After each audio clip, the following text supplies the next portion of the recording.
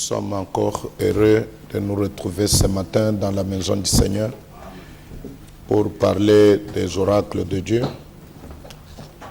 et des choses qui concernent notre salut.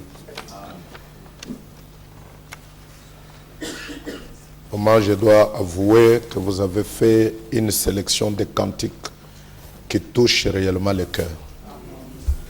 Comme on dit que chanter, c'est prier 2 fois. Ça nous permet vraiment de penser aux choses qui sont dites dans les cantiques. Je ne sais pas comment vous les avez eues, mais c'est vraiment une sélection qui touche nos cœurs et qui nous fait penser à ce que Dieu peut faire pour nous aujourd'hui.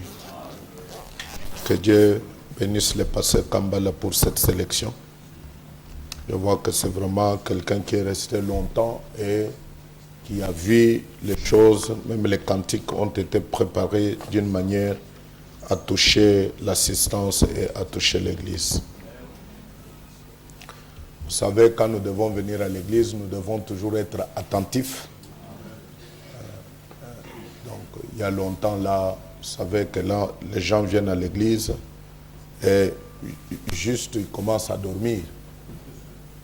Donc, ils ne prennent pas, parce que mes frères et sœurs, ce qu'on est en train de faire, comme je le disais hier, que ce n'est pas une conférence de Copenhague, mais ici, nous sommes en train de traiter des choses qui concernent notre vie. Des choses que Dieu a révélées aujourd'hui, des choses qui sont très importantes. Donc c'est pourquoi quand nous venons à l'église, nous devons être attentifs, parce que Dieu peut dire quelque chose qui vous concerne directement. Dans de telles réunions, Dieu descend et parle à nos cœurs. La Bible dit, j'ai envoyé ma parole pour les guérir. Vous savez, un jour, on m'a raconté une histoire. Quelqu'un, il était certain prédicateur. Il était parti, il se promenait et il était en champ de mission. Il est passé dans une église pour y prêcher la parole. Quand il arrive dans cette église-là, il n'avait pas de bons souliers. Alors, le frère qui l'a accueilli, il a trouvé que le prédicateur n'avait pas de bons souliers. Alors, il a dit, je vais vous prêter mes souliers ici parce que vous ne pouvez pas vous présenter devant les gens si vous n'avez pas de bons souliers. Et le prédicateur, il s'appelait Élie. Alors, on a pris de bons souliers, on lui a donné. Et quand c'était venu l'heure d'aller prêcher, ils sont allés ensemble avec le frère qui lui a donné les souliers. Ils étaient à l'église. Maintenant, c'était l'heure où Élie devait monter à la chaire pour prêcher. Et Élie a commencé à prêcher. Élie, c'était le prédicateur là. Il a commencé à prêcher. Et son ami qui l'avait donné les souliers commençait à dormir. Il dormait, il somnolait, il dormait. Hein? Et maintenant, quand Élie prêchait, il a pris le texte où Élie était monté au ciel. Et puis il a dit, et après Élie est monté au ciel. Alors celui-là qui dormait, il s'est réveillé. Il dit, mais Élie, mais mes souliers, n'allez pas au ciel avec mes souliers. Parce qu'il n'avait rien compris. Il n'avait pas suivi toute la prédication. Alors, quand il s'est réveillé, il voyait que Élie est parti avec ses souliers. Donc, nous devons venir et écouter ce que Dieu va nous parler. Hein? Chaque petit mot que Dieu peut dire, cela est important pour nous. Amen. Est-ce que vous voulez vous mettre debout? Nous allons lire l'Écriture.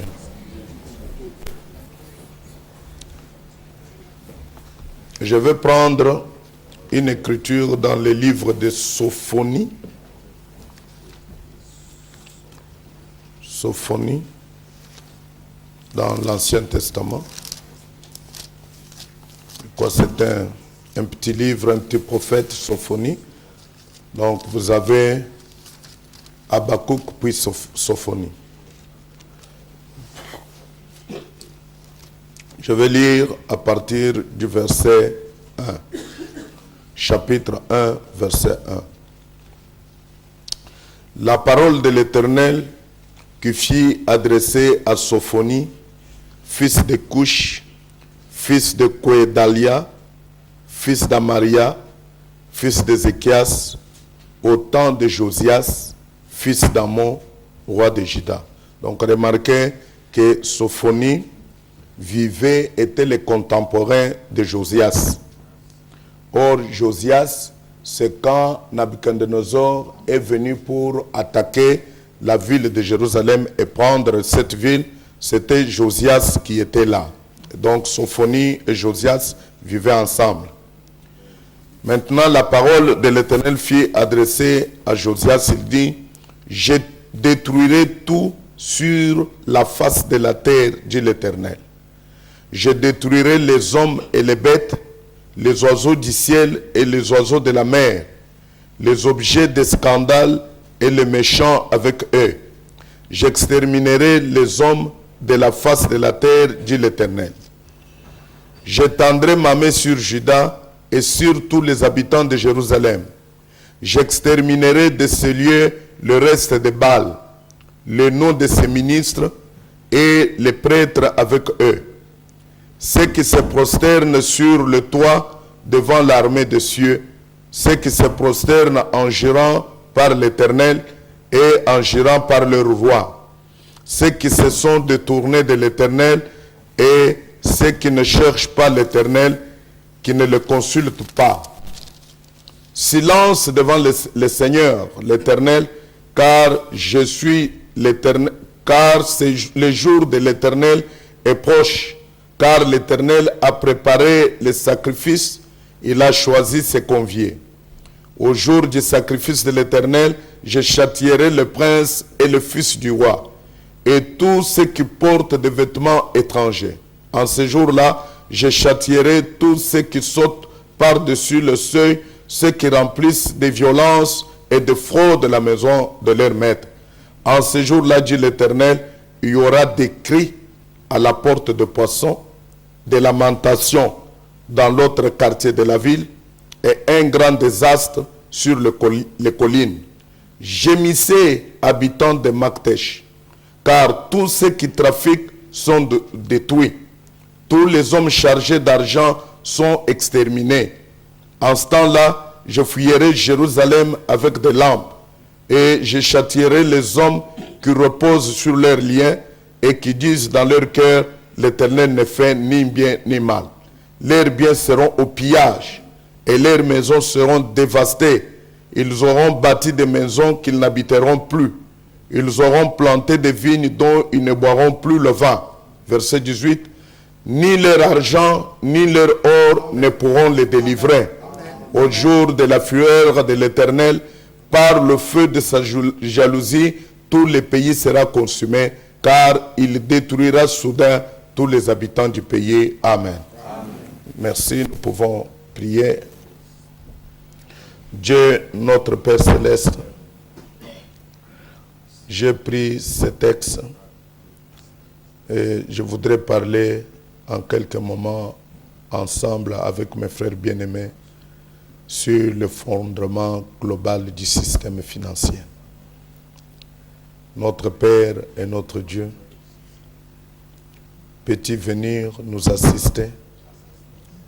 Seigneur, je ne veux pas parler ceci juste pour donner une information, mais je voudrais, Seigneur, que ceci nous prépare, que nous puissions saisir l'occasion pour voir que nous sommes à la fin.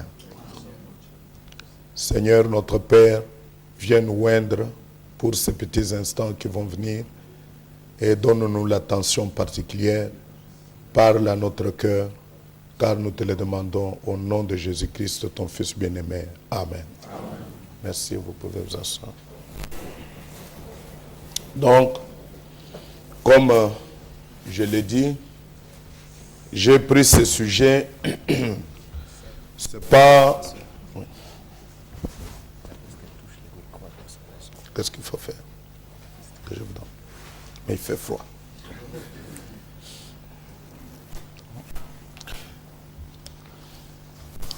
Je disais, je ne veux pas tellement vous donner des informations scientifiques. Vous en avez.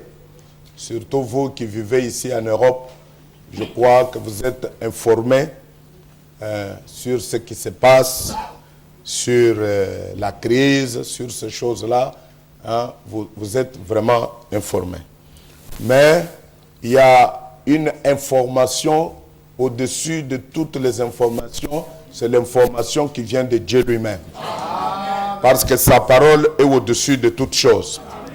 Frère Branham dit dans la prédication La religion de Jézabel, il dit, quand Dieu envoie un message et parle aux gens, paragraphe 96, quand Dieu envoie un message et parle aux gens et que ceux-ci ne le reçoivent pas, amen, alors il les retire son serviteur, amen, et envoie ses fléaux. Amen.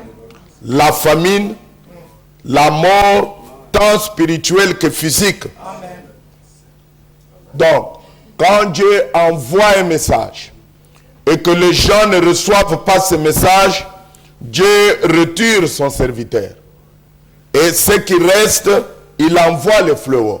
Donc, c'est que nous comprenons que comme Dieu a déjà retiré son serviteur, ce qui reste au monde, c'est l'envoi des fléaux. Amen. Dieu va envoyer les fléaux. Que le monde le veuille ou pas, les fléaux frapperont ce monde. Quelle sorte de fléaux il va envoyer? Il dit la famine et la mort tant spirituelle que physique.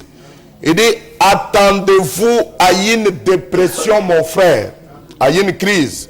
Attendez-vous à une crise, à une dépression. Vous croyez avoir déjà vu quelque chose? Attendez juste quelque temps. Vous n'avez encore rien vu. Amen. Oh là là là là. C'est que les choses que Dieu est en train de promettre sont des choses graves. Il lui dit, vous n'avez encore rien vu. Attendez-vous à ce que Dieu va envoyer des fléaux, comme il a déjà retiré son prophète, il a déjà retiré son serviteur. Le monde n'a pas reçu ce serviteur que Dieu a envoyé, mais je crois qu'ici nous sommes de ceux qui l'ont reçu. Si vous l'avez reçu, vous n'aurez pas ces fléaux-là. Ça, c'est une bonne nouvelle ce matin. Quand vous recevez ce prophète, vous n'aurez pas ces fléaux-là. Parce que vous savez que le prophète est un signe du jugement et de la grâce. Ceux qui le reçoivent, reçoivent la grâce. Ceux qui le rejettent, reçoivent le jugement. Alléluia. Je crois que nous ne sommes pas dans ce jugement parce que nous avons reçu le plus grand serviteur de Dieu que Dieu a envoyé aujourd'hui. Le monde les rejette, c'est très bien, mais ils doivent s'attendre à des fléaux que Dieu va envoyer. Quel genre de fléaux? La famine, la mort, tant spirituelle que physique. Attendez-vous à une dépression, donc à une crise. Attendez-vous à toutes ces choses. Parce que vous savez, frère, le jugement que Dieu va envoyer ne concerne pas seulement parce que les gens se représentent le jugement sous plusieurs formes. Mais frère Branham nous dit que le jugement, il vient comment? Laissez-moi vous prendre une petite citation là pour vous montrer comment ce jugement vient. Il vient comment? Les gens pensent toujours, quand nous parlons de jugement, il se représente toujours des jugements. N'est-ce pas? Il se représente toujours des jugements. Mais frère Branham dit quelque chose ici. Laissez-moi le chercher rapidement. Dans Hébreux chapitre 3. Hébreux chapitre 3, verset 4. Chapitre, paragraphe 4, verset ou chapitre, c'est la même chose. Il dit ceci. Ainsi, verset chapitre 4, verset chapitre 3, paragraphe 4, je veux dire. Il dit, l'Amérique, oh, nous aurons quelque chose qui ont éparpillé ça et là de temps en temps. Mais l'Amérique a refusé cet évangile. Il le dit en 1957. Et nous croyons qu'en 1956, l'Amérique a rejeté l'évangile. Il dit, voyez-vous, ils n'ont que leurs propres idées de têtu. Hein? Ils croient qu'ils sont une grande nation. Je crois que les Américains sont les gens qui sont le plus dictateurs. Ils pensent qu'ils sont une démocratie, mais je dis qu'ils sont une très grande dictature. Vous pouvez vous représenter les gens qui parlent de la démocratie. Vous arrivez dans une grande conférence, par exemple, ils se réunissent aux Nations Unies, tout le monde peut voter et pour dire faisons une telle chose, et une seule nation peut présenter le droit de veto et dire non. Et quand ils disent non, tout le monde est obligé de suivre ce qu'il a dit. Et vous me parlez de la démocratie. Quel genre de démocratie? Alors, ils ont des idées de têtus. Et ils demeurent là-dedans. Et la prochaine chose pour cette nation, c'est le jugement. Et elle le subira. Comment? Cela peut venir par une dépression. Cela peut venir par une bombe atomique. Cela peut venir par une grande plaie, une maladie ou quelque chose de pareil. Mais elle est prête, c'est en route. Des milliers et des milliers tomberont. Donc, Dieu peut envoyer des jugements. Ces jugements peuvent venir par une dépression. Ça peut venir par une maladie. Ça peut venir par une bombe atomique. Ça peut venir par n'importe quel système que Dieu lui-même choisira. Parce que Dieu, il est le souverain. Il peut choisir n'importe quel système pour secouer le monde, comme nous avons entendu le pasteur Jean-Marie le dire, les choses qui doivent être secouées. Donc Dieu peut choisir d'envoyer une crise. Donc quand vous voyez cette crise, quand vous voyez cette dépression, c'est que cela annonce le jugement. Cela annonce le jugement de Dieu. Mes frères, frère Branham dit, elle est prête. Ces jugements sont en route. Et quand ils sont en route, personne ne peut les arrêter. La main de Dieu en a décidé et cela arrivera, c'est ainsi dit le Seigneur. Ça arrivera. Maintenant, quand vous remarquez ici, dans le livre de Sophonie que nous avons lu, j'ai essayé de parcourir ma Bible, j'ai trouvé que Sophonie parle plus du jour de l'Éternel. C'est un prophète qui a plus parlé du jour de l'Éternel que les autres prophètes de l'Ancien Testament. Quand vous lisez les paroles de Sophonie dans le chapitre 1, dans le chapitre 2, c'est toujours des menaces. C'est un prophète en colère. Et remarquez comment il commence. Il dit, je détruirai tout sur la face de la terre, dit l'Éternel. Je détruirai les hommes et les bêtes, les oiseaux du ciel et les poissons de la mer, les objets de scandale et les méchants avec eux. J'exterminerai les hommes de la face de la terre, dit l'Éternel. Donc nous voyons qu'il fait sortir des paroles dures. Une totale destruction, une annihilation, la fin de toutes choses. Donc ici, Sophonie est en train de prédire une très grande calamité qui va venir sur la terre. Il dit, je vais tout détruire. Je vais tout annihiler.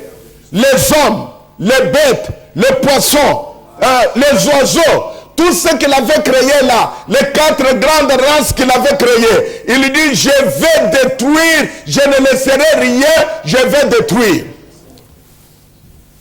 Ne soyez pas effrayés, mes frères et sœurs, parce que j'ai une bonne nouvelle pour vous. Quand il va détruire, ce n'est pas vous qui allez détruire.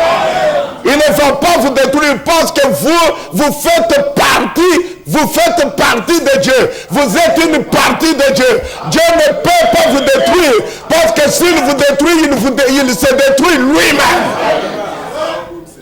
Sans vous, Dieu est incomplet. Comment il va vous détruire? Comment il va vous détruire? Il ne peut pas vous détruire. Nous parlons des jugements qui vont frapper le monde. Vous savez que nous avons été une seule fois jugés en Christ. Quand quand il est mort sur le bois du calvaire, quand il était frappé, j'étais en lui. Vous étiez cachés en lui. Il a porté le jugement, c'est pour que vous ne puissiez pas le porter de nouveau. Vous savez, frère Branham me dit, il n'y a pas un homme qui va choisir une femme et avant de prendre sa femme, il va le faire passer par toutes sortes de jugements. Non, quand un homme choisit une femme, c'est que cette femme a trouvé grâce. Alléluia. Vous avez trouvé grâce. Nous sommes le peuple qui avait trouvé grâce. Dieu nous a choisis, non pas pour venir nous juger, non pas pour venir nous châtier. Il a choisi, la Bible dit, il a un projet de paix et non de malheur. Mais les autres personnes, ils vont passer par un terrible jugement. Bon, si Dieu a choisi de les juger, laissez Dieu les juger. Nous n'allons pas intervenir là-dedans. Maintenant, il dit, au verset 6, ceux qui se sont détournés de l'Éternel, les rétrogrades, ils vont passer par le même jugement. Et ceux qui ne cherchent pas l'Éternel, qui ne le consultent pas, voyez-vous, car le jour de l'Éternel est proche. Car l'Éternel a préparé le sacrifice, il a choisi ses conviés. Donc dans le jour de l'Éternel, là, il y a d'abord un sacrifice qui est préparé. Et Dieu a convié son peuple. Il a choisi des gens avant que ce jour ne vienne, avant que le jour de sacrifice de l'Éternel ne vienne. Il a d'abord préparé les sacrifices. Les sacrifices au temps du soir. Et il a convié le peuple à ce sacrifice pour qu'il vienne manger ce sacrifice avec lui avant que le jour de l'Éternel n'arrive. Je vous enverrai Élie le prophète avant que le jour de l'Éternel n'arrive. Donc Élie le prophète doit venir d'abord avec un sacrifice au temps du soir. Et Dieu nous a conviés. Frères et sœurs, vous êtes un peuple heureux si vous recevez l'invitation de Dieu pour venir à ce sacrifice. Quel peuple vous êtes? Un jour, le président de la République est venu dans notre ville et on a dit, il faut choisir les gens qui doivent aller manger avec le président de la République. Une ville d'à peu près 3 millions d'habitants et on a commencé, le protocole d'État a commencé à envoyer des invitations. Et ils ont retenu mon nom sur les personnes qui devaient aller manger avec le président de la République. Ce n'est pas une chose facile. N'est-ce pas? Mais j'étais entre deux choses. Pendant que le président venait, maintenant, je devais aller prêcher dans une convention quelque part. J'étais entre les deux. Alors j'ai dit, il faut que je fasse comme Moïse. Je regarde au travers de la fenêtre pour voir le peuple là qui est méprisé et être avec ce peuple là. J'ai rejeté l'invitation, mais je suis allé voir ce peuple-là. Mais ce n'est pas facile. Ici, frère, ce n'est pas le président de la République qui nous invite, c'est Dieu lui-même qui nous invite. Dieu lui-même nous invite à prendre part au sacrifice qu'il a préparé. Vous avez reçu une invitation, venez manger avec moi. Maintenant, il dit, avant que le jour de l'Éternel n'arrive, le jour de l'Éternel, je voudrais que vous puissiez comprendre quelque chose petit à petit pendant que nous avançons, parce que vous n'allez pas, si vous ne saisissez pas ça, vous ne saisirez pas le reste du message. Il dit, le jour de l'Éternel qui va arriver, au jour de l'Éternel qu'il a préparé le sacrifice, il dit, car le jour de l'Éternel est proche. Or, le jour de l'Éternel là, c'est le même jour que Jean a vu sur l'île de Patmos. Amen. Jean a vu sur l'île de Patmos. La Bible dit que Jean était dans l'esprit au jour du Seigneur. Donc, c'est que Sophonie et Jean ont vu la même chose. Sophonie a vu le jour de l'Éternel. Jean dit qu'il était dans l'esprit au jour du Seigneur. Quand il était dans l'île de Patmos, il était dans l'esprit au jour du Seigneur. Ce n'était pas le jour de 24 heures. Frère Branham est venu corriger cela. Il a dit ce n'était pas le jour de 24 heures. Ce n'était pas un dimanche, ce n'était pas un sabbat, mais c'était un jour spécial, le jour du Seigneur. Il dit aujourd'hui c'est le jour de l'homme, mais le jour du Seigneur arrive. Frère Branham dit dans la vision de Patmos, paragraphe 108, il dit maintenant nous arrivons à un autre endroit où il y a des idées différentes. Je peux me tromper. Si je me trompe, que Dieu me pardonne. Mais je vais être en désaccord avec les adventistes du 7e jour. Nous sommes en désaccord avec eux. Si Frère Branham est en désaccord avec eux, nous sommes en désaccord avec eux. Nous sommes en désaccord avec tout le monde qui soutient que le sabbat était le jour du Seigneur. Jean n'était pas dans l'île de Patmos le sabbat. Il était dans l'île de Patmos au jour du Seigneur. Et vous savez que Frère Branham dit que Jean est resté là-bas dans le jour du Seigneur pendant 2 ans. Amen. Donc c'est qu'il n'y avait pas plusieurs jours du Seigneur, il n'y avait qu'un seul jour du Seigneur. Il dit, Jean avait été ravi le 7e jour, le jour du Seigneur. Non. Beaucoup de frères adventistes du 7e jour affirment que ce qu'il appelle le jour du Seigneur était le sabbat. Nous ne sommes pas d'accord. L'église chrétienne, ça c'est nous maintenant. L'église chrétienne appelle le jour du Seigneur le dimanche. Non, c'est aussi une autre erreur. Hein? Et les sabbatiques et les chrétiens, tous deux sont en erreur. Mais Dieu a envoyé un prophète, un arbitre, avec le dernier sifflet, pour leur dire, vous êtes en erreur, vous êtes en erreur. Mais écoutez maintenant la vérité.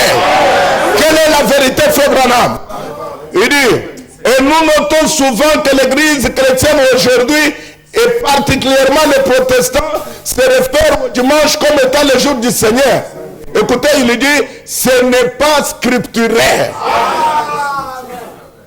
Amen. Parce que ce prophète qui vient, il est le prophète de la parole. Il ne dira que la parole. Il ne prêchera que la parole. De sa bouche ne sortira que la parole. William Branham n'a jamais prêché une erreur. Je le crois de tout mon cœur, frère. William Branham, toute sa doctrine a été toujours scripturaire. La vérité elle-même. Alors, les protestants, ils se réfèrent au dimanche comme étant le jour du Seigneur. Il dit, ce n'est pas scripturaire. Dimanche était le premier jour de la semaine dans la Bible. Mais ce n'est pas le jour du Seigneur. Et ce n'est pas non plus le 7e jour, le sabbat. Il est impossible que ce soit l'un ou l'autre de ces jours. Car il a fallu à Jean 2 ans pour écrire l'Apocalypse. Cela ferait alors beaucoup de 7e jours et beaucoup de premiers jours. Mais frère madame, quelle est la vérité là-dessus? Il dit la Bible, l'Apocalypse, fut écrite de 95, je suis du Congo belge, donc comprenez-moi 95, et fut écrite de 95 à 96 de notre ère, c'est-à-dire sur une période de 2 ans. C'était le jour du Seigneur. Amen. Le jour du Seigneur est exactement ce qu'il veut dire. Et c'est ce qu'il était. Jean fut ravi à l'esprit jusque dans le jour du Seigneur. Aujourd'hui est le jour de l'homme. Mais le jour du Seigneur va venir.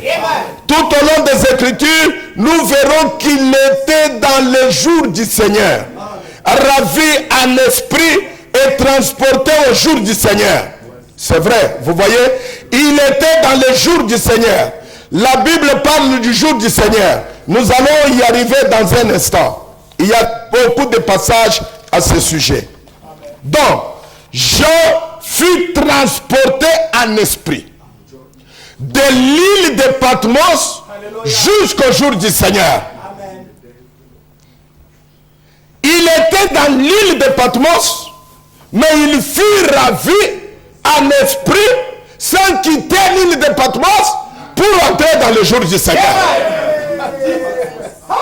Toujours dans l'île de Patmos, mais dans le jour du Seigneur. Monte ici Jean. Jean était toujours dans l'île de Patmos, mais il était monté. Alléluia. Parce que vous pensez que l'enlèvement, nous allons voler comme des sorciers.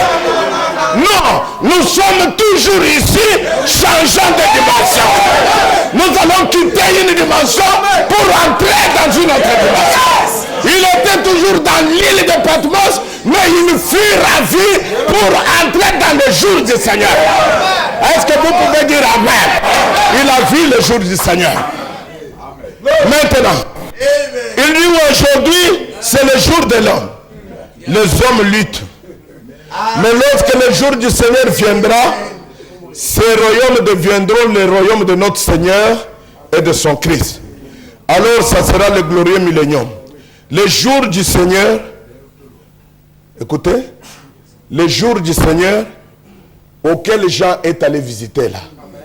Il dit c'est le jour du Seigneur, le jour de sa venue, de son jugement. C'est cela le jour du Seigneur. Quand Jean est entré dans le jour du Seigneur, il est entré dans sa venue. Il a vu sa venue. Il a vu le jugement. Il a vu les choses à l'avenir. Frère Branham me dit, c'est ça le jour du Seigneur. Donc ce n'est pas un dimanche, ce n'est pas un sabbat, ce n'est pas un jour de 24 heures, c'est une période que Jean a fait. Donc Jean est entré dans une période. La parole. Aujourd'hui c'est le jour de l'homme. C'est pourquoi ils vous mettent à la porte et font de vous ce qu'ils veulent. Oui, ça c'est leur période. Ils peuvent faire de nous ce qu'ils veulent, ce n'est pas un problème. Mais il viendra un temps. Aujourd'hui, ils vous traitent d'exaltés. N'est-ce pas? Quand ils nous voient dans une petite salle comme ça, sautant, criant, ils disent, qu'est-ce qui se passe avec ces gens-là? Vous savez, aujourd'hui, quand j'ai quitté mon hôtel, je suis allé pour manger au restaurant. Donc, il semble que les gens qui sont à l'hôtel là, ils connaissent, hein, ils savent peut-être qui nous sommes, parce qu'il m'a dit, bonjour pasteur. J'ai dit bonjour. Il me dit, aujourd'hui vous êtes en retard. Tous les autres sont déjà partis. J'ai dit non, je vais partir. Puis il s'est approché de ma table là, comme je mangeais. Alors il me dit, quelle sorte de religion vous avez? J'ai dit, nous avons la religion la plus compliquée que vous ne pouvez pas comprendre. Ils ne peuvent pas comprendre. Je ne peux pas me mettre à lui expliquer notre religion. Il ne comprendra pas. C'est une religion où vous voyez les femmes marcher en longue jupe. C'est une religion où les femmes n'ont pas de maquillage alors que tout le monde est dans le maquillage. C'est une religion compliquée. Cette religion, il n'y a que Dieu lui-même qui comprend cette religion ici. Il ne peut pas comprendre. Il nous traite, il vous traite comme des exaltés et des fanatiques. Parce que c'est le jour de l'homme. Il pense que nous sommes un groupe de fanatiques. Mes frères, nous ne sommes pas des fanatiques. Nous sommes des gens qui sommes dans leur bon sens. Nous comprenons les choses. Nous comprenons que ce monde ici est en train de finir. Il est à son dernier soubresaut. Il est à sa dernière minute. Est-ce vrai, mes frères? Remarquez Jonas, quand il était sur le bateau, alors qu'il quittait pour aller à Tarsis. Vous savez, Dieu l'avait envoyé pour aller quelque part. Mais Jonas, il allait à cet endroit avec un message de jugement. Il était dans le bateau. Maintenant, quand le bateau était secoué, il n'y avait que Jonas seul qui ne priait pas. Tout le monde priait. Tout le monde cherchait le salut. Mais Jonas seul comprenait le jour et l'heure. Il connaissait connaissait le message, il connaissait le jour et l'heure. Jonas seul savait que le message, c'est le message de jugement. Il n'y a rien qui va changer. Prier ou ne pas prier, le jugement tombera. Laissez-moi dire à tous les catholiques, laissez-moi dire à tous les protestants, ils vont faire des jeûnes et des jeûnes. Ils vont essayer de changer la situation. Mais le jugement tombera. Les jugements sont en route et ils tomberont. Laissez-moi dire à tous les présidents qu'ils vont chercher les plans quinquennales. Ils vont chercher les plans A, les plans B, les plans C. Mais le jugement tombera. Il n'y a pas un homme qui va amener la solution. Parce que la chose a été décrétée par Dieu lui-même. Il nous traite, il pense que nous sommes des fanatiques. Comme le pasteur Jean-Marie l'a dit ce jour-là. Quand il pense que nous disons que la France ici va tomber. Il dit, oh non, vous exagérez quand même. La France, la Belgique, les États-Unis. Non, il y a quelque chose qui ne va pas quelque part dans votre tête. Hein? Il faut qu'on vous amène quelque part. Vous êtes des fanatiques. Mais un temps viendra où ils ne le feront plus. Le temps là est à la porte maintenant. Ils crieront et se lamenteront et tomberont à vos pieds. À vos pieds. Ils crieront, se lamenteront et tomberont à vos pieds. Aux pieds de l'épouse, ils tomberont. La Bible dit dans Malachie 4 que vous marcherez même sur leurs cendres. Après qu'ils auront été consumés. Il n'en restera rien, ni racine, ni branche. C'est exactement ce que la Bible dit. Les justes marcheront sur les cendres du méchant, c'est la vérité. Il ne leur restera ni racine, ni branche, rien pour revenir. Ils seront détruits. C'est ce que Sophonie a dit. Que ce jour-là, Dieu va détruire les bêtes, les hommes, les oiseaux, les poissons. Et Frère Branham confirme ici, il dit, ils seront détruits. Aujourd'hui donc, c'est le jour de l'homme. Les agissements de l'homme, les œuvres de l'homme, l'église de l'homme, les idées de l'homme. Mais le jour du Seigneur vient. Jean était entré dans le jour du Seigneur. Le jour du Seigneur vient. Mais Frère Branham a dit, le jour du Seigneur, c'est le jour de sa venue. De son jugement. C'est cela le jour du Seigneur. Mes frères et sœurs, je vous dis que le jour du Seigneur a déjà commencé. Parce qu'il dit le jour du Seigneur, c'est le jour de sa venue. Le jour de son jugement. Nous sommes déjà dans sa venue. C'est que le jour du Seigneur a déjà commencé. Vous allez dire comment? Suivons d'abord. Merci.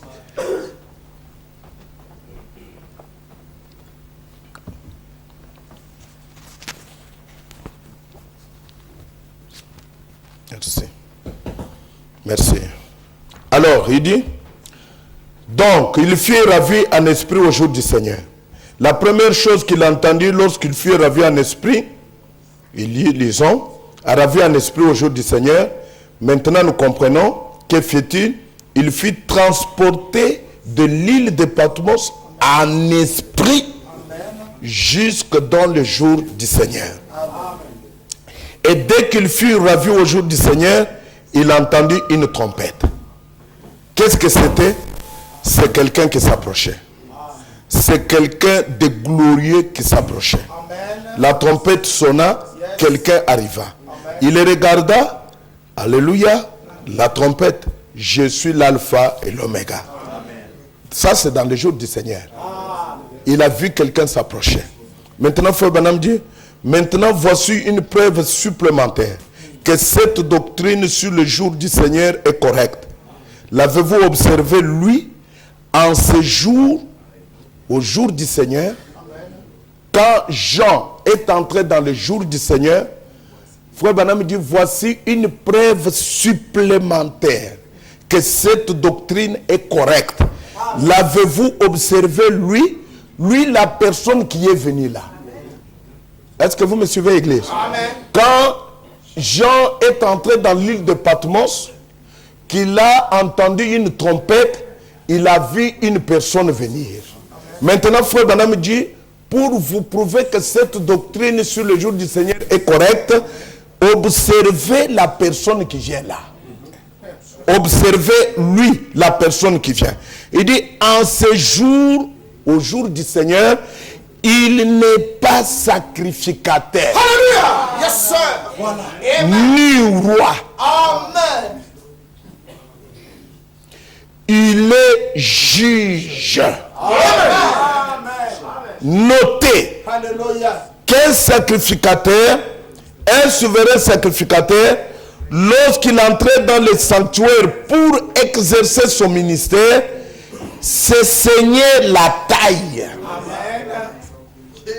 Le fait de serrer sa ceinture autour de sa taille signifiait qu'il exerçait son service. Amen. Il ne portait jamais sa ceinture sur sa poitrine. Donc un sacrificateur, quand il est dans le rôle de sacrificateur, il a la ceinture ici. Amen. Ça signifie qu'il est dans sa fonction de sacrificateur. Mais le voici qui paraît. Une ceinture attachée sur la poitrine. Amen. Une écharpe sur ses épaules. Alléluia. C'est au niveau de la poitrine. Yes. Avec une ceinture d'or. Amen. Attachée haut. Qu'est-ce que c'est? Alléluia. Un procureur. Yes. Un juge. Le juge avec son écharpe sur ses épaules. Amen. Portant sa ceinture ici. Non pas à la taille comme un sacrificateur. Voyez-vous cela? Cela montre que maintenant, il n'exerce plus sa sacrificature. Jean allait jusqu'au jour du Seigneur et il le vit paraître en tant que juge. La parole. Ne tremblez pas. Amen. Jean l'a vu. Amen. Il n'était pas sacrificateur. Non, monsieur. Il n'était pas roi. Alléluia. Il était entre sa sacrificature et sa royauté.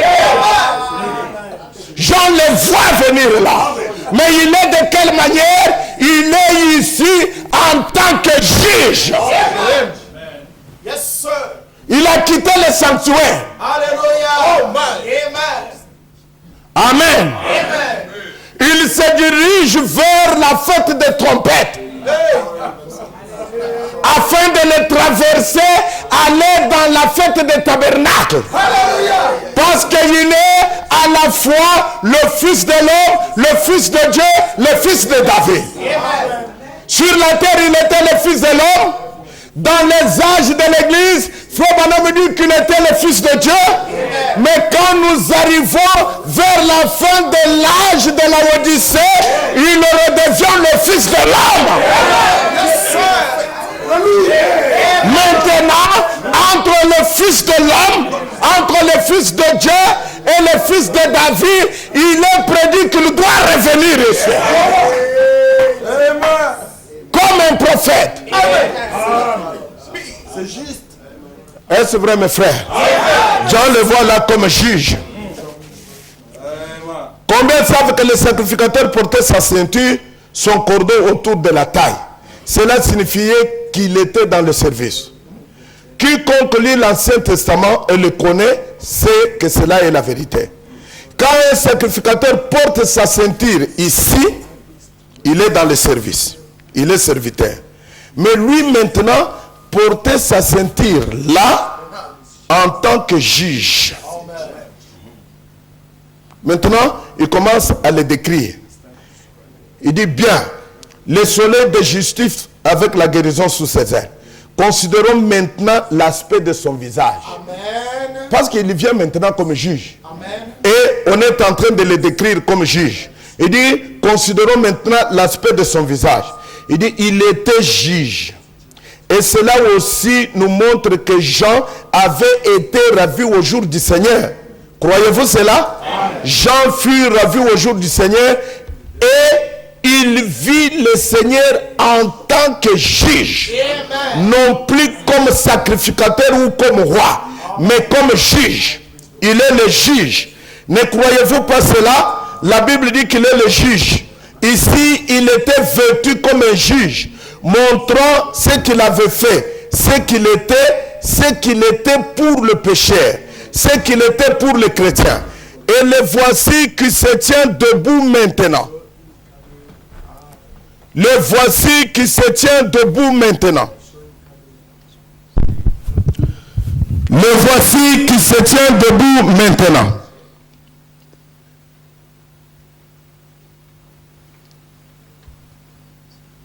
Le voici qui se tient debout maintenant.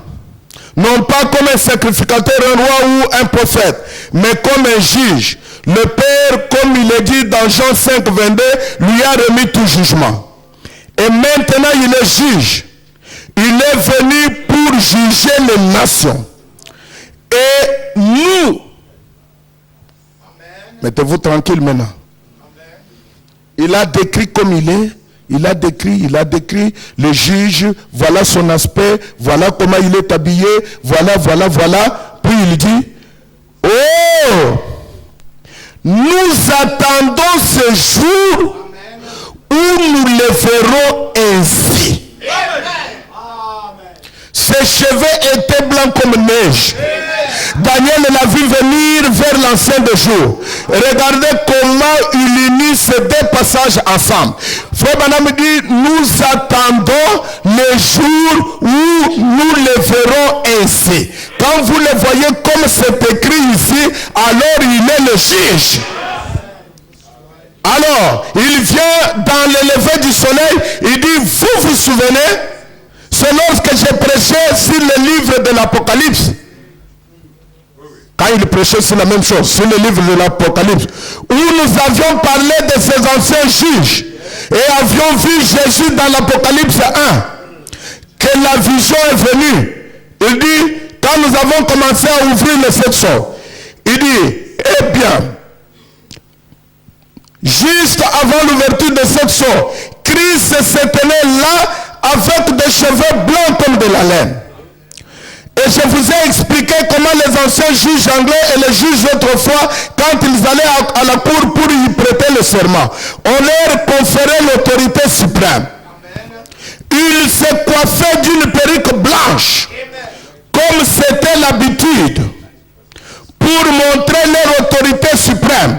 Souvenez-vous, il a dit, nous attendons le jour où nous le verrons ainsi. Quand vous verrez Jésus décrit comme cela, c'est que nous sommes dans le jour du Seigneur. Est-ce que vous dites Amen? Il dit, eh bien, si vous tournez la photo comme ceci, et que vous regardez, vous pouvez probablement la voir à partir de l'assistance, c'est Christ. Voyez ses yeux, regardez ici, juste aussi parfait que possible. Il porte la pellicule blanche de la divinité suprême et du juge des cieux et de la terre. Pouvez-vous voir ses yeux, son nez, sa bouche? Tournez simplement la photo comme ceci. Partant de la position dans laquelle ils nous ont présenté comme ceci. La position dans laquelle elle devait être. Ils l'ont présenté dans une mauvaise position. Mais nous le mettons dans la bonne position. Les choses étaient tellement secouées que la photo était présentée dans la mauvaise position. Maintenant, nous la mettons dans la bonne position. Tournez-la. Et quand vous la tournez, vous le voyez. J'ai discuté avec beaucoup de gens. Quelqu'un me dit, il est dit là-bas, c'est Christ. J'ai dit, ok. J'ai dit, je prends une autre citation. Il dit, Jésus était là. Il dit, mais ici c'est Jésus. J'ai dit, je prends une autre citation. Quand nous regardons, c'est notre Seigneur qui est là. Ça dessine le tout complet. Seigneur Jésus Christ.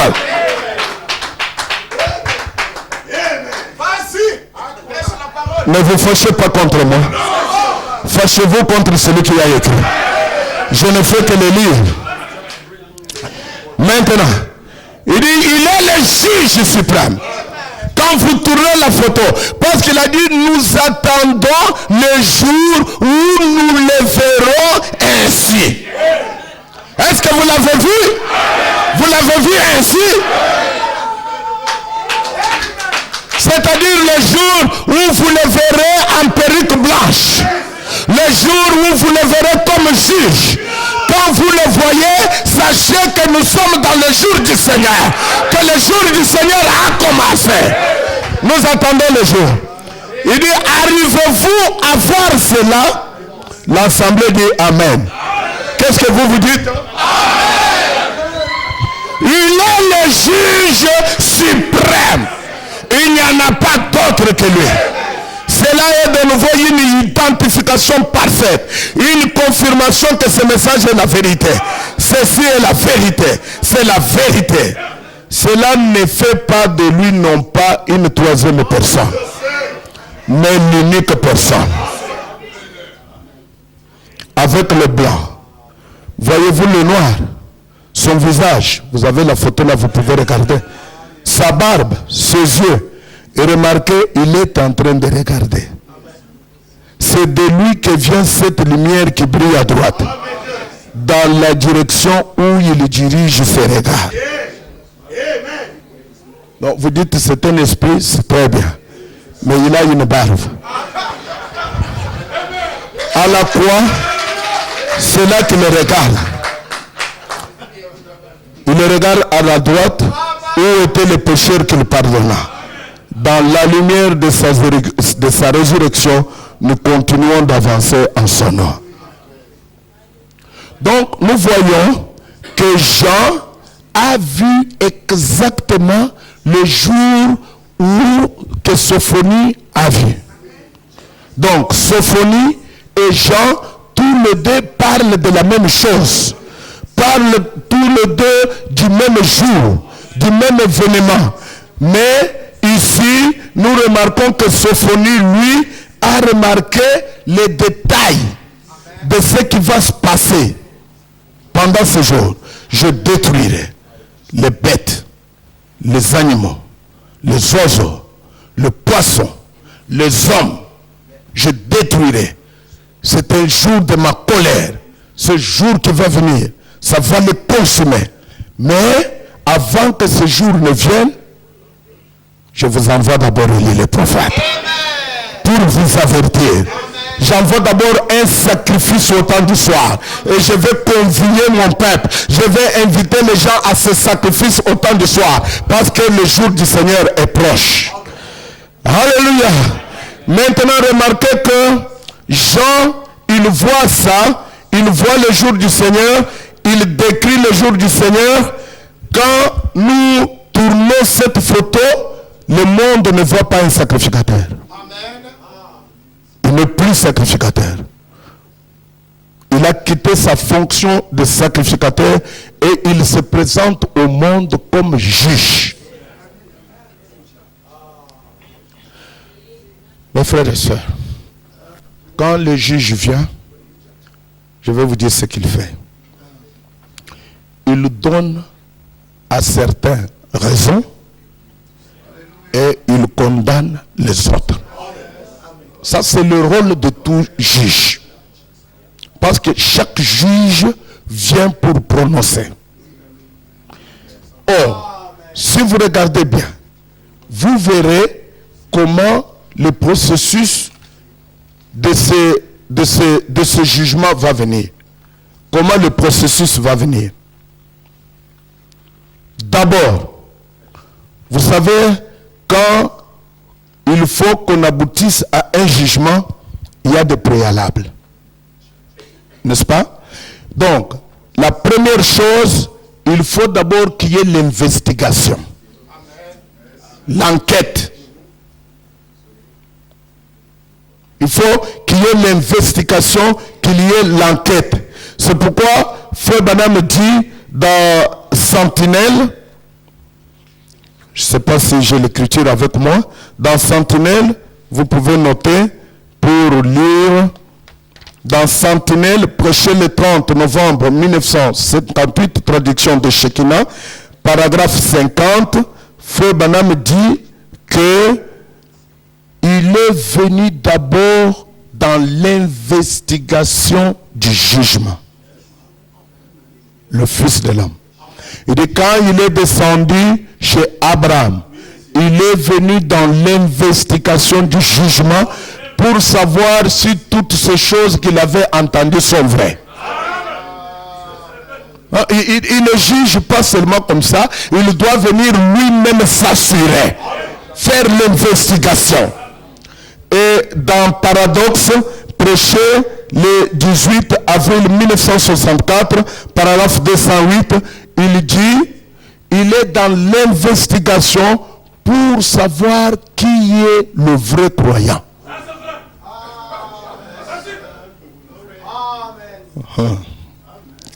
Un test. Si vous ne croyez pas le Fils de l'homme, vous n'êtes pas le vrai croyant.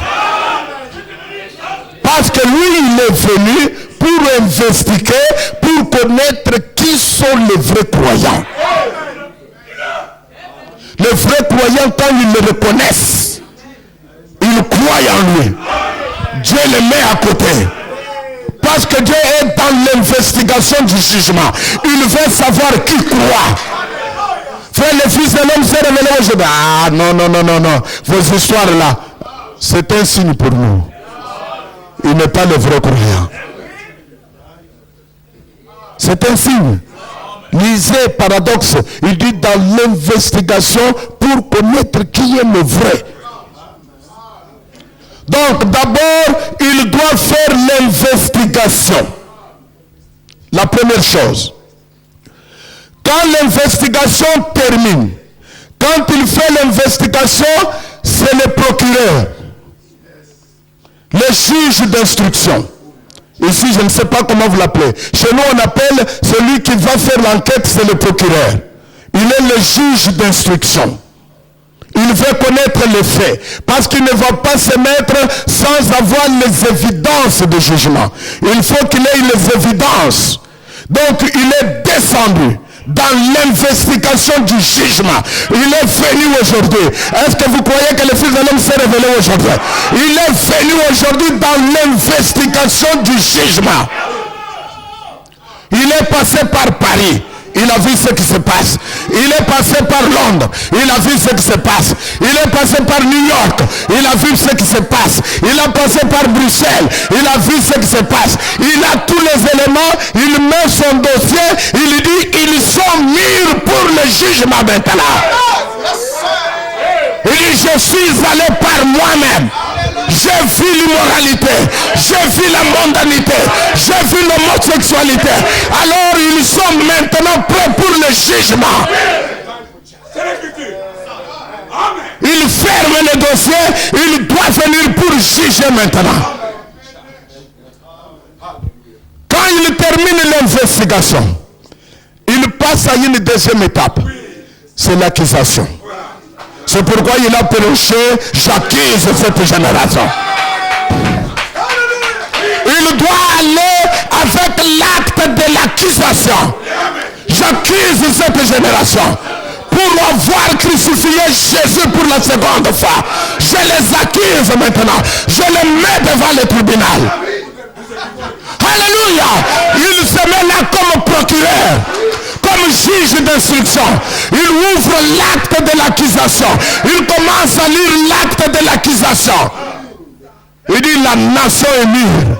Elle est prête pour le jugement. Je suis venu demander son jugement. Je suis venu demander sa condamnation. Quand il a terminé l'accusation, vous savez, qu'est-ce qui va suivre? Le procès. C'est pourquoi, quand il a terminé à prêcher l'accusation, il a prêché le procès. Maintenant, c'est le procès. Nous devons voir qui a raison ou qui a tort. Et dans le procès, il y a une partie qui sont accusés. Et le procès doit déterminer, doit va nous faire voir si réellement ils sont coupables ou pas. Et à la fin du procès, il y aura une sentence. Et la sentence va nous dire si vous êtes condamné. Si vous êtes condamné, on vous met en prison. C'est pourquoi il a prêché les âmes qui sont en prison maintenant. Parce qu'il a trouvé les gens au procès qui étaient condamnés, on devait les amener en prison. Et quand on vous amène en prison, vous devez attendre l'exécution du jugement. Parce que même quand vous êtes condamné à mort, ce n'est pas après là on vous prend, on tire sur vous, pas, non. On vous met en prison en attendant le jour de l'exécution du jugement. Les âmes qui sont en prison maintenant, ils attendent le jour de l'exécution du jugement. Aujourd'hui, ils attendent. Mes frères, nous avons affaire à une race condamnée. Nous avons affaire, si vous voyez les gens qui acceptent ces messages, c'est qu'au procès, ils se sont trouvés du bon côté. Ils ont été acquittés. Un homme acquitté, il est libre. Quand on vous acquitte, vous n'avez aucune charge qui vous poursuit, vous pouvez croire ce message. Mais quand vous êtes condamné, on vous met en prison, même si on vous prêche du début à la fin, vous ne croirez pas. Vous ne croirez pas. Vous trouverez que ce sont des choses inutiles. Vous êtes en prison. Vous êtes une âme emprisonnée. C'est ce qui se passe aujourd'hui. Maintenant, l'exécution du jugement vient au 6e sceau. Parce que le 6e sceau, c'est le jugement. C'est le jour de l'Éternel. Vous voyez comment ces éléments s'emboîtent. Vous pouvez regarder et voir que ici, Sophonie a vu quelque chose de très très très important. Et Jean nous a donné les détails. Parce que si Sophonie avait parlé et que Jean n'avait pas les détails pour nous donner une clé pour que nous puissions ouvrir et comprendre que nous sommes dans ce jour-là du Seigneur, on n'aura rien compris. Donc Jean nous a donné une clé pour ouvrir, pour entrer dans le jour du Seigneur. Jean, et puis quand Frère Branham est venu, il a pris toutes ces écritures, il nous a montré que voilà, il est là, le juge. Amen. Maintenant, le verset 10, il dit, Sophonie. Donc, nous sommes certains que c'est maintenant le jour du Seigneur. Nous sommes certains que Sophonie parle de ça. Nous sommes certains que Sophonie parle de ce jugement qui doit venir frapper. Sophonie en a parlé, Jean nous en a confirmé, Frère Branham a relié les deux. Maintenant il dit, en ce jour-là, dit l'Éternel. Quel jour? Le jour du Seigneur. En ce jour-là, dit l'Éternel, il y aura des cris à la porte de poisson. Je veux que vous puissiez remarquer la formulation de ce verset 10 et 13. Il dit, en ce jour-là, dit l'Éternel, il y aura des cris à la porte de poisson. Des lamentations dans l'autre quartier de la ville. Un grand désastre sur les collines en ce jour-là. Gémissez, habitants de Maktesh, car tous ceux qui trafiquent sont détruits. Tous les hommes chargés d'argent sont exterminés. Ici, Sophonie amène son jugement sur une classe spécifique. Il est précis. Il dit, il y aura des cris qui vont venir à la porte des poissons. Il dit que vous, les habitants de Maktesh, vous, les habitants de Maktesh, qu'est-ce que nous remarquons? La première chose, nous remarquons que Sophonie vivait au même temps avec Josias. Nous l'avons vu au premier verset. Et en ce temps-là, c'était le temps où le roi Nabuchodonosor devait venir attaquer Jérusalem.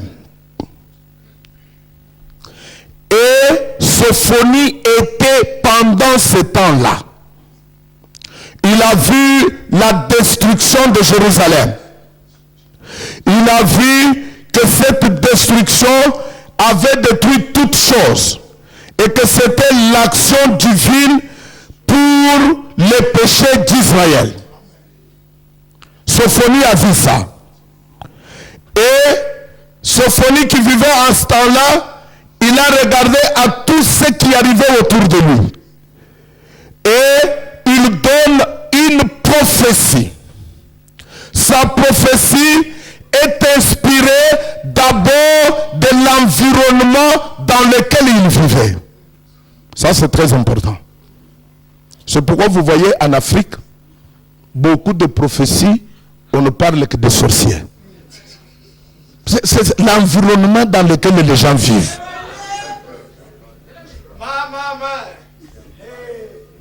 Beaucoup de prophéties en Afrique.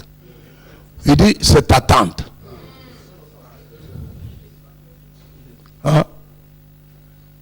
Vous entendez des prédicateurs en Afrique, ils parlent toujours contre l'esprit de blocage.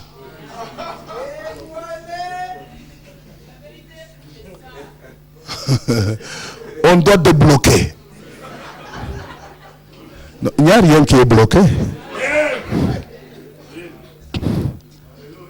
Donc ce sont des choses qui arrivent dans l'environnement. L'environnement influence beaucoup les gens. Même si en Afrique, même si un homme de 90 ans meurt, ils doivent trouver la raison. Ils doivent trouver la raison. Ils ne peuvent pas croire que la mort existe. Vous trouvez un enfant en Afrique. Il ne mange pas. Son ventre ici est ballonné. On va aller dans la maison dedans. On va vous dire non. Sa tante a fait de son ventre là le ballon qu'il joue dans la sorcellerie. Non. Non. Je suis assis dans mon bureau, on m'amène des petits enfants. Hein? On dit, pasteur, nous sommes venus avec cet enfant. Mais, pasteur, il n'a que 10 ans. Il n'a que 12 ans. Mais c'est un sorcier terrible, pasteur. Cet enfant, pasteur, il vole, vous n'avez pas l'idée. J'ai dit, qu'est-ce qu'il vole? Il dit, pasteur, même si vous avez, parce qu'en Afrique, on n'a pas de frigo, on n'a pas de ces choses. Quand vous préparez, vous prenez la casserole, vous mettez au-dessus là, votre viande pour venir manger le soir. Bon, l'enfant, il dit, pasteur, cet enfant, même si vous avez caché la viande n'importe où, il va connaître, il va monter, il va manger la viande. Je dis, papa, maman, ton enfant, vous allez au marché pour vendre. Vous revenez à 18h. Vous avez laissé l'enfant sans nourriture. Qu'est-ce qu'il va faire?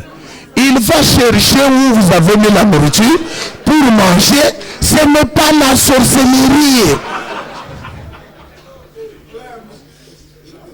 Ce n'est pas la sorcellerie.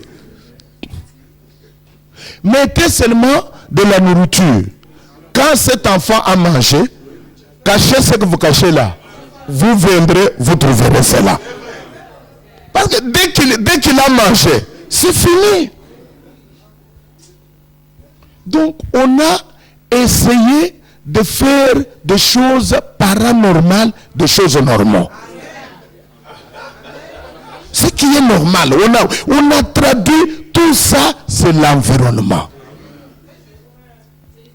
Donc, vous verrez que ici, Sophonie, quand il a vu, quand il a regardé, comment le jugement est venu, comment le jugement a frappé Jérusalem, comment le temple était détruit, comment toutes ces choses, il regardait au jugement qui a frappé Jérusalem, Dieu ouvrit son intelligence. Il a reçu maintenant la vision du jugement qui devait venir dans les jours du Seigneur. Parce que je vous ai dit qu'il est le prophète qui a parlé plus du jour du Seigneur que n'importe quel prophète. Il a trouvé l'intelligence, Dieu l'a ouvert l'intelligence et il a vu que le jour du Seigneur, voilà les choses qui vont venir dans le jour du Seigneur. Il dit que Dieu va consumer toutes choses sur la terre. En d'autres termes, il voit venir la colère de Dieu qui sera versée sur la terre. Amen. Il voit toutes ces choses-là. Et quand il voit ça, il voit le 6e sceau s'ouvrir. Il voit les choses qui devaient venir sous ce 6e sceau. Il voit venir cette colère de Dieu, il la voit être déversée. Il voit les gens sur la terre être détruits. Il a vu les bêtes de champ être détruites. Il a vu les oiseaux du ciel être détruits. Il a vu le poisson de la mer. Ça, c'est ce qu'il a vu. Maintenant, il dit, gémissez, habitants de Maktesh. Oh, notre Dieu est précis. Or, quand vous prenez le mot Maktesh, c'est un endroit en Israël. C'est un quartier, c'est un endroit, ce n'est pas quelque chose d'imaginaire. Et cet endroit, le mot Maktesh signifie dépression. Et c'est là où il y avait la porte de poisson. C'est pourquoi vous comprenez, il dit ici, il y aura des cris à la porte de poisson. La porte de poisson était à Maktesh. Et Maktesh signifie dépression. C'était une dépression naturelle. Parce que dépression signifie deux choses.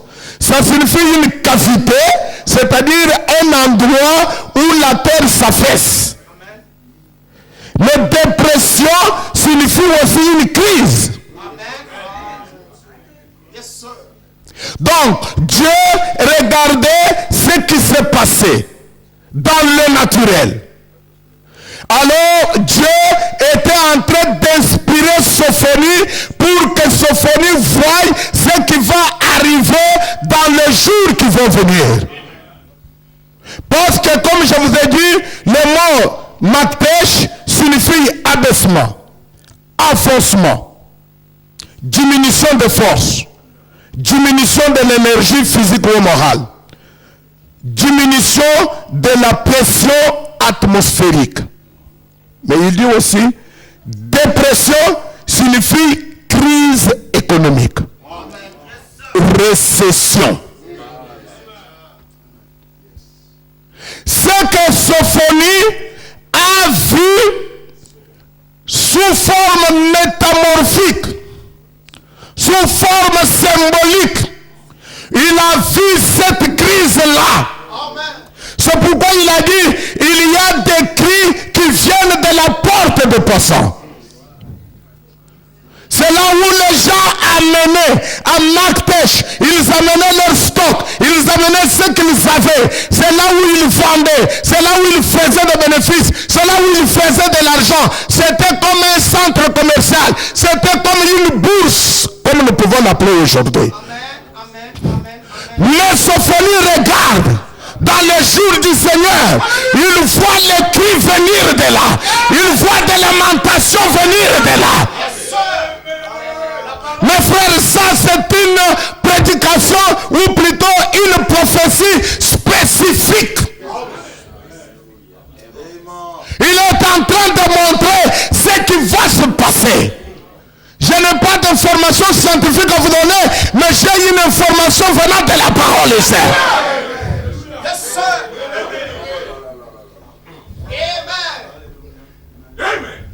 Il a entendu les cris venir de la porte de poisson. Il a entendu les cris venir de Maktesh. Gémissez, vous les habitants de Maktesh. Ils ont perdu tout ce qu'ils avaient. Parce qu'il dit ici, leurs biens seront au pillage. Leurs maisons seront dévastées. Ils auront bâti des maisons qu'ils n'habiteront plus. Vous savez, en 1929, combien de gens ont perdu leur propriété? Combien de gens ont perdu leurs choses? Frère, je vous dis que ce qui va arriver en comparaison de ce qui est arrivé en 1929, ce qui est arrivé en 1929, c'est un jeu. Vous avez vu les gens se mettre à la fenêtre tomber parce qu'ils ont perdu. Ils ont tout perdu. Vous avez vu les gens se suicider parce qu'ils ont tout perdu. Mon fils qui est au Canada, un jour, il me téléphonait leur voisin, quand la crise dont nous parlons ici est venue, il dit, papa, il n'a pas dormi toute la nuit. Il dit, papa, si tu peux prier pour moi. J'ai dit, qu'est-ce qui s'est passé? Il dit, papa, j'ai vu mon voisin quitter la fenêtre, tomber là-bas, les entrailles sortir. Pourquoi? Parce qu'il avait perdu plus d'autant de millions de dollars. Gémissez les habitants de Maktesh. Il dit, j'ai entendu le bruit qui vient de l'autre quartier de la ville. Je crois que ça doit être New York. Là où il y a toutes les bourses, là où il y a tous les centres commerciaux, dans ce jour-là, Dieu viendra et il frappera cela. Comme ils ont rejeté le message et le messager, Dieu va envoyer ces calamités tomber sur eux. Mes frères, c'est en route. C'est en route. Il n'y a rien qui sauvera cela. Il n'y a rien qui sauvera cela. Vous savez que Frère Branham dit que toute l'économie, il dit dans la prédication de témoignage prêché le 28 novembre 1963, il dit, paragraphe 20, il dit, le monde arrive à l'endroit où il se disloque. Politiquement, socialement, économiquement.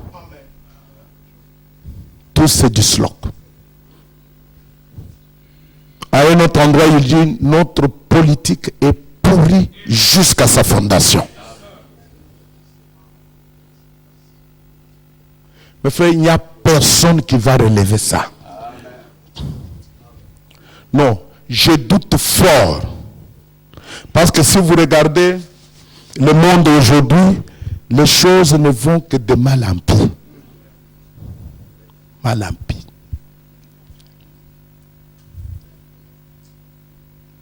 Parce que vous observez, même vous qui vivez ici, il n'y a rien de spectaculaire que les gens ont fait.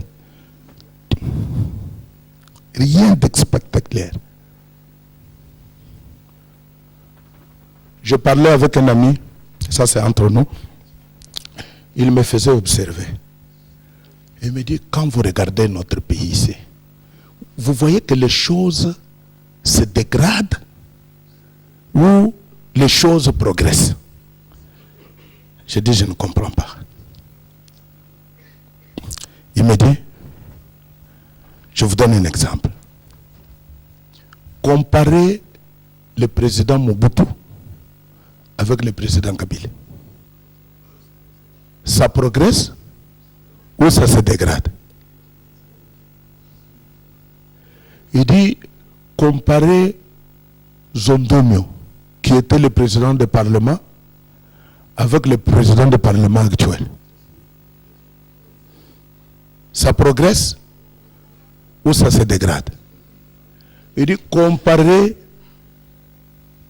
les députés que nous avons. Il a cité un député que je connais, moi, Kalala Mpotoï, c'était un frère. Il dit, prenez le professeur, un grand professeur qui était ici le professeur de droit, comment on l'appelait? Liao. Il dit, comparez Liao comme député à Kalala Mpotoï. Nous progressons ou nous régressons? Parce qu'en ce temps-là, vous aviez même des députés qui avaient un bagage intellectuel important. Maintenant, nous avons des députés qui n'ont que leur diplôme d'humanité. Quand on va parler, c'est comme le jour où le Congo a eu l'indépendance. Quand ils sont venus à la table ronde ici en Belgique, ils ont commencé à discuter avec les gens. Ils discutaient avec qui? Avec Lumumba. Regardez les niveaux d'études de Lumumba. Avec Kasavubu, regardez les niveaux d'études de Kasavubu. Avec Kalonji, regardez les niveaux d'études de Kalonji. Ça, ils étaient d'un côté, et de l'autre côté, ils avaient des professeurs d'université de Belgique. On discute. Quand on leur parlait des choses macroéconomiques, ils ne comprenaient pas macroéconomique, c'est quoi? Donc vous devez regarder que le monde est en train de dégraisser. Politiquement, vous n'avez pas des hommes d'État imposants. Hein? Ça c'est mon avis. Vous n'avez pas des hommes d'État imposants. Vous n'avez pas des hommes comme aux États-Unis, comme Washington. Des hommes d'État imposants, avec une certaine carrure. Vous n'avez pas des hommes d'État comme ici le général qui était de Gaulle. Des hommes qui comprenaient. Maintenant, vous avez des hommes légers qui peuvent se voler des bics dans des réunions.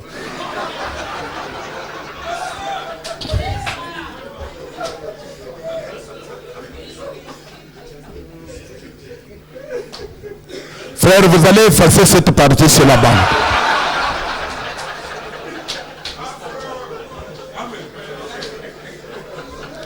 J'ai dit que c'était entre nous.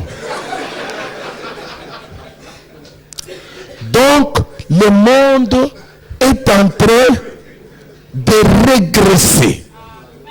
Frère Branham dit, politiquement, socialement, regardez les conditions économiques du monde. Regardez les conditions sociales. Non, frère. C'est regrettable. Il dit économiquement. Et puis il dit, vous dites économiquement, frère Branham, nous avons beaucoup d'argent. Il dit très bien. Mais où vient cet argent? Il dit, nous empruntons sur des taxes que nous devrons payer 40 ans après, à partir de maintenant. J'ai entendu le pasteur Barthélemy expliquer ça ici. Donc, si ils empruntent sur une période de 40 ans, j'ai lu dans un journal On dit que les États-Unis ont une dette de 200 billions. Hein? Milliards de dollars. Ils vont payer quand? Il dit la nation est terminée. Il dit la nation est en faillite. Elle a fait une banqueroute. Elle est terminée. Elle est en faillite. C'est terminé. C'est fini. Maintenant, cette place, Maktesh, était comme la place du marché, où tous les marchés se retrouvaient, où tous les vendeurs se retrouvaient. Mais il y avait une dépression à cette place, décrivant une dépression, parce que c'est justement ça que Sophonie a regardé, que Sophonie a vu, et il s'est servi de cette image pour parler de ce qui va arriver dans le jour du Seigneur. Il a pris cette place symboliquement pour nous montrer ce qui va arriver dans le jour du Seigneur. Il regardait à cette simple place du marché, à Jérusalem, la porte des poissons, où les gens amenaient leur stock, où les gens venaient faire leurs affaires, parce que c'était comme un centre commercial. Parce qu'en ce moment-là, vous savez, le monde n'était pas encore très évolué comme aujourd'hui. C'était une petite place qui existait en ce temps-là. Mais c'était un très grand centre à Jérusalem. C'est là où tout le monde amenait les stocks, tout le monde amenait leurs marchandises, tout le monde, il y avait des portes, et là il y avait la porte des poissons, il y avait aussi la porte des brebis. Mais à Maktesh, il y avait la porte des poissons. Et il vient ici, il dit, gémissez habitants de Maktesh, car tous ceux qui trafiquent sont détruits, tous les hommes chargés d'argent sont exterminés. Cette prophétie ne parle que de cette dépression qui va venir. Frère Branham dit, il y a une dépression. C'est en route. Elle va venir. Elle est en route. Elle viendra. Comment Dieu va juger le monde? Il peut envoyer des maladies. Nous en avons aujourd'hui. Grippe A, grippe CC, sida, c'est là. Qu'est-ce que Dieu va faire? Il peut envoyer une crise. Mais laissez-moi vous dire une chose. Frère, au milieu de toute cette crise-là, Dieu gardera son peuple.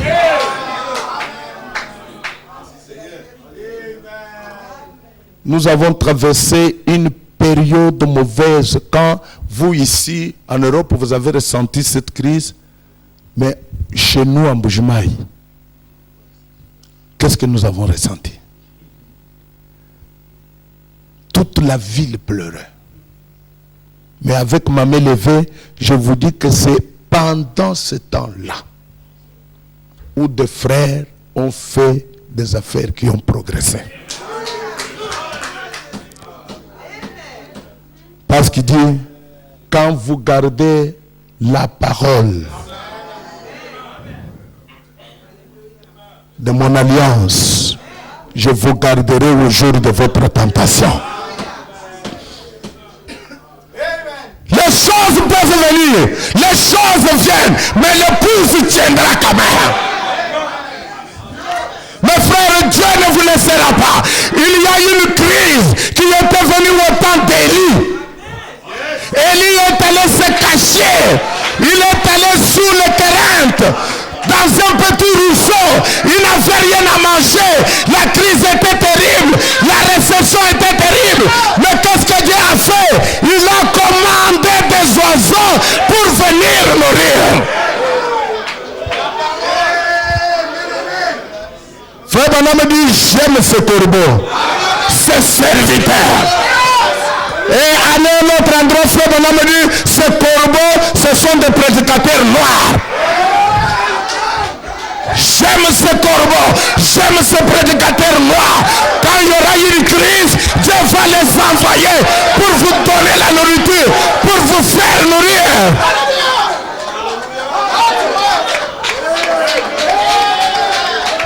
Alléluia. Cette crise que j'ai, à cet endroit-là, Sophonie a regardé à cet endroit-là. Il a vu cette crise-là. Et il a pris cette crise. Il a identifié aujourd'hui, Seigneur. Gémissez. Les habitants de Maktesh. Gémissez. Parce que tous ceux qui trafiquent sont détruits. Tous les hommes chargés d'argent sont exécutés. Leurs biens seront au pillage. Leurs maisons seront dévastées. Ils auront bâti des maisons qu'ils n'habiteront plus. Ils auront planté des vignes dont ils ne boiront plus de vin. Parce qu'en pleine crise, ils vont tout perdre. Et vous entendrez des cris qui viendront de tous ces endroits-là. Les cris ne viendront pas de moi. Moi, je suis pauvre. Qu'est-ce que je vais perdre? Je n'ai rien que je perdrai. Ce sont eux qui vont pleurer. Ça, c'est une prophétie spécifique pour eux. Ils vont pleurer. Dieu a décidé qu'ils pleurent. Et j'aime qu'ils pleurent. J'aime les entendre pleurer. Ils vont pleurer. Oh là là là là. Ils vont pleurer. Est-ce qu'ils vont pleurer? Ils vont pleurer. Venez avec moi dans le livre de Jacques. Voyons s'ils vont pleurer. Jacques.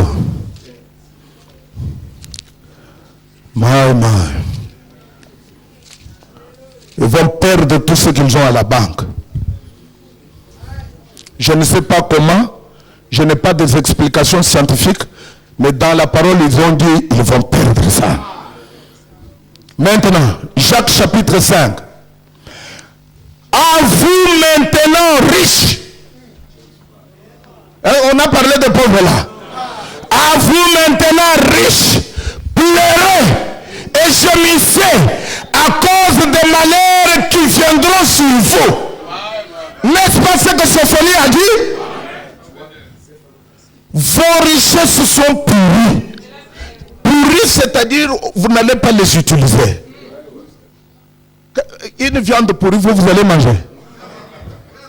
Quelque chose pourri, c'est-à-dire quelque chose qu'on ne va pas utiliser. Pleurez, gémissez, vous les habitants de Maktesh. Jacques vient ici, il nous montre que les habitants de Maktesh, ce sont des riches. Il dit pleurez, gémissez, vous les riches, à cause des malheurs qui viendront sur vous. Vos richesses sont pourries et vos vêtements sont rongés par la teigne. Votre or et votre argent sont rouillés. Et leur ruine s'élèvera en témoignage contre vous et dévorera vos chairs comme un feu. Vous avez amassé des trésors dans les derniers jours. Vous avez amassé des trésors dans les derniers jours. C'est pourquoi Sophonie a dit, ils ont planté des maisons, mais ils n'y habiteront pas. Ils ont planté des vignes, ils n'en mangeront pas de fruits. Vous avez amassé des trésors, vous avez amassé des richesses dans les derniers jours. Voici les salaires des ouvriers qui ont moissonné vos champs et dont vous les avez frustrés. Vous êtes des grands voleurs. C'est ce que je lis ici. Vous êtes devenus riches en piquant. Frère Branham dit, dans une autre citation, il dit, il nous impose des taxes pour payer des amitiés. Payez telle taxe, payez telle taxe, payez telle taxe, payez telle. Dieu va se souvenir de toutes les taxes que vous payez là. Et il va les cogner.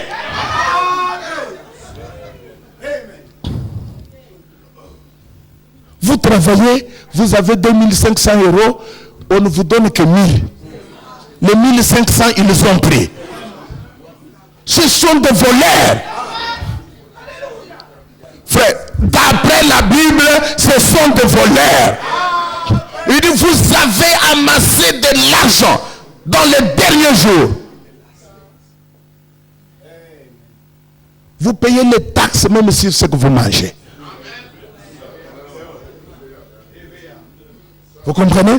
Quand on vous paye, on retire les taxes. Vous allez pour manger, on retire les taxes. Les taxes, si vous les avez payées ici, vous les repayez là-bas. Dieu dit, vous avez amassé des trésors, vous avez amassé de l'argent. Au dernier jour, ma colère va descendre. Pleurez, gémissez. Toutes les richesses là sont pourries. Ça monte contre moi. Il dit, parce que vous voyez, quand il dit ici, il dit, voici les salaires des ouvriers qui ont moissonné vos champs. Donc ne comprenez pas seulement les champs comme quand nous allons cultiver. Les champs, c'est un domaine d'activité. Vous êtes comptable, c'est votre rayon d'activité, c'est votre champ. Vous êtes ingénieur, c'est votre champ. C'est ce que vous êtes en train de faire. C'est votre rayon d'activité. Et ils sont entrés dans tous les rayons d'activité là. Il ne reste qu'à nous demander les taxes sur les enfants que nous mettons au monde. Parce que vous avez mis au monde autant d'enfants, vous devez payer autant. Ils sont capables de tous ces gens. Mais Dieu a dit ici, gémissez. Gémissez. Vous voyez, ce sont les riches qui pleurent ici. C'est la même chose que Sophonie a dit ici. On raconte, dans un journal que j'ai tiré, on raconte qu'en 1929, lors de la crise de 1929 aux États-Unis, il y a eu 1456 banques qui ont fermé leurs portes. Et les gens qui ont donné l'argent, qui ont placé leur argent à ces banques-là, ils se sont retrouvés mains vides. Mais mon argent que j'avais placé, mais vous ne savez pas que la crise est venue et l'a pris tout. Je croisais un frère, je crois que c'était au Canada ou je ne me rappelle pas. Non, à Londres. Il avait placé 5000 pounds à la banque. Maintenant, il avait mis ça dans un compte bloqué, comme on dit. Le jour où il est allé pour chercher cet argent, après cette crise ici, on lui dit non, vous aviez signé que quand quelque chose arrive à la banque, ou une crise ou quoi, vous allez perdre cet argent. Le frère dit, j'ai signé ça. Il dit, oui, vous avez signé. Il dit, montrez-moi. On lui montre des formulaires là, des choses étaient écrites en petit. Hein? Ce sont des voleurs qui circulent en costume avec l'argent des gens. Vous écrivez toutes les choses en petit. Donc, quelqu'un n'a même pas le temps de lire ça. Vous lui dites seulement, signez ici. Vous me dites qu'ils sont honnêtes? Non. Ils vont pleurer. Ils vont gémir. Cette crise, c'est un signe pour nous montrer que le départ est prêt. Vous savez faire quand les choses deviennent compliquées, le départ est prêt. Ne vous inquiétez pas, frère. Pas Parce qu'il est dit dans la Bible que la femme était prise, elle était placée là où elle devait être nourrie pendant 3 ans et demi. Ne vous occupez pas des choses, il faut que Dieu s'occupe de vous à ce moment-là. Les choses deviendront difficiles. Mais je crois que nous allons nous en tirer. Par la grâce de Dieu, nous allons nous en tirer. Il dit, voici le salaire des ouvriers qui ont moissonné dans vos champs et dont vous avez frustré. Voici le salaire. Jacques dit ici que ce salaire des ouvriers qui ont été frustrés, ils crient. Vous savez ce qui va amener cette crise, ce sont nos cris aussi. Chaque cri, vous ajoutez dans la coupe des riches. Oh Seigneur, avec cette taxe ici, il dit ok. Encore quelqu'un qui se plaint. Seigneur, avec ceci, ok. Et quand la coupe sera pleine, la colère va descendre. La colère descendra. Elle est en route. Maintenant, allons dans Apocalypse chapitre 18. Je m'en vais pour terminer.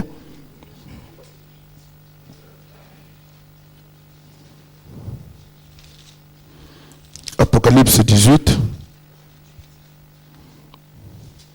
verset 11. Il dit, et les marchands de la terre pleurent et sont dans le deuil à cause d'elle, parce que personne n'achète plus leurs cargaisons. Les cargaisons d'or, d'argent, de pierres précieuses, de perles, de fin lin, de pourpre, de soie, d'écarlate, de toute espèce de bois de santerre et de toute espèce d'objets d'ivoire, de toute espèce d'objets en bois très précieux, en airain, en fer et en marbre. Vous voyez, tout cela, ils sont en train de pleurer. Et regardez encore une fois que c'est spécifique. Ce que Sophonie a parlé, Jean l'a répété, Jacques l'a répété, et Jean le confirme ici. Il dit qu'ils vont pleurer. Maintenant, quand est-ce que cette crise arrive? Je vais terminer par là. Si vous remarquez, cette crise, je vais aller dans la vie de Joseph pour vous montrer quelque chose. Vous remarquerez que Joseph devait gérer une crise. D'abord, il y a eu un songe. Et le songe a dit, il y a 7 années d'abondance. Et puis, il y avait 7 années de crise qui devaient venir. Maintenant, souvenez-vous. Quand cette année de crise commençait à venir, vous êtes église, quand cette année de crise commençait à venir, le frère de Joseph allait en Égypte. N'est-ce pas? Ils se sont regroupés en Égypte. C'était quoi? C'était la fête des trompettes. Ils se sont rassemblés en Égypte au moment de la crise. C'était la fête des trompettes. Maintenant, vous remarquerez que dans Genèse 45, Joseph s'est fait connaître à ses frères. C'était la fête d'expiation. Donc Genèse 45, c'était l'expiation. Mais vous allez remarquer que pendant que le frère de Joseph allait en Égypte dans la fête de trompette se ressemblant pour acheter. En ce moment-là, il y avait une crise. L'épouse n'était pas encore cachée dans le palais. C'est que la crise a commencé alors que Joseph et sa femme étaient encore ensemble. Mais c'était après que la fête de trompette a commencé. Maintenant, nous sommes dans la fête de trompette. Israël se rassemble. Ils sont chez eux. C'est la fête de trompette. Comme les frères de Joseph s'étaient rassemblés en Égypte. Sans qu'ils aient encore vu Joseph. La fête de trompette, ils se rassemblent sans voir Joseph. Parce que Joseph ne s'est pas révélé. Ici, ils sont là-bas, dans la fête de trompette, ils sont rassemblés sans voir Joseph. Parce que Joseph n'est pas encore révélé à eux. Et vous savez que ce sont les deux prophètes qui vont révéler Joseph ce soir-là. Est-ce que vous dites Amen? Mais nous voyons ici, de ce côté, que la crise, la famine, la crise avait déjà commencé.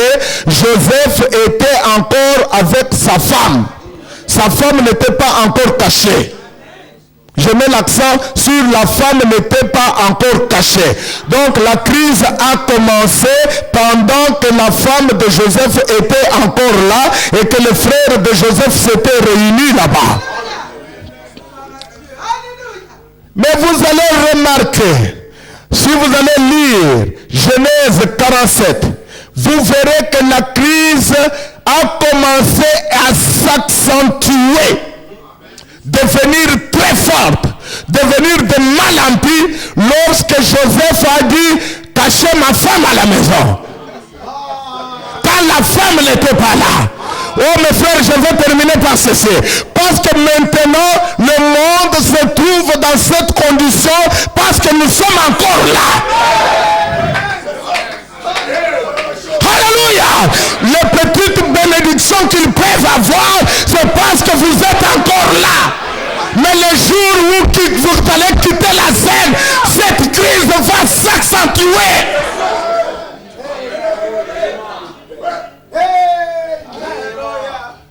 Il mange à cause de nous. Les choses vont bien à cause de nous. Mes frères et frères, ne vous en faites pas. Ne vous en faites pas. Dieu a tenu les choses à cause de notre présence. Notre présence est une bénédiction. Vous ne savez pas parce que vous êtes le meilleur que Dieu a sur la terre. Vous êtes quelque chose que Dieu ne peut pas détruire. Vous êtes même la vie de Dieu. Notre vie est attachée à Dieu. Notre vie n'est pas attachée à Sarkozy. Notre vie n'est pas attachée à la politique. Notre vie est attachée à Dieu. Mes frères et sœurs, nous sommes à la fin. Cette crise viendra laisser l'avenir. Est-ce que je vais trembler?